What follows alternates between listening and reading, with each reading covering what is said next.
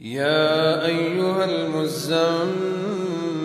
قم الليل إلا قليلا نصفه أو انقص منه قليلا أو زد عليه ورتل القرآن ترتيلا إنا سنلقي عليك قولا ثقيلا إن ناشئة الليل هي أشد وطئا وأقوم قيلا إن لك في النهار سبحا طويلا واذكر اسم ربك وتبتل إليه تبتيلا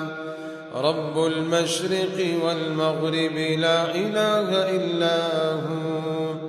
لا إله إلا هو